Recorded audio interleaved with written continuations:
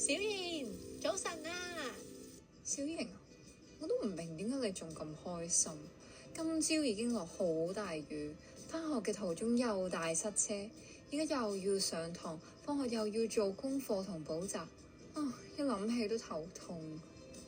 小賢，我都明白你嘅心情，不過抱怨都改變唔到安排啊。其實我哋都唔一定要俾呢啲事情影響到我哋嘅心情㗎。可以咩？我唔明喎，我哋都冇得揀。有，我哋有得選擇㗎，只要改變一下心境就得啦。就好似今日落大雨，我出門口嘅時候記得拎遮，所以就冇揼濕。而今朝咁塞車，我仲可以啱啱好趕得切返學，冇遲到。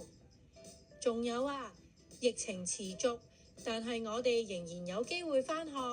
我好感恩校長同埋一班老師默默為我哋付出，等我哋有學習嘅機會。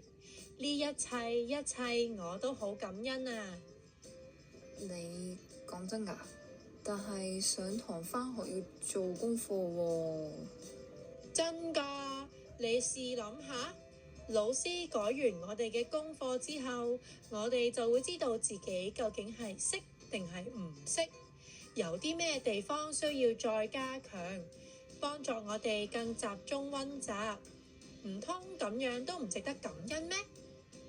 其實都係嘅，事情可以兩面睇，只要換個角度就睇到事情嘅另一面，睇到都有感恩嘅地方，唔怪之得你成日都咁開心滿足啦。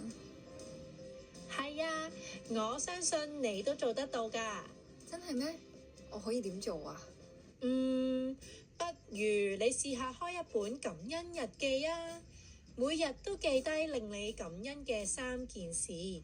當你覺得唔開心或者沮喪嘅時候，可以睇返你之前寫低嘅內容，都可以幫你帶嚟一啲正能量㗎。我明白啦，多謝你啊，各位家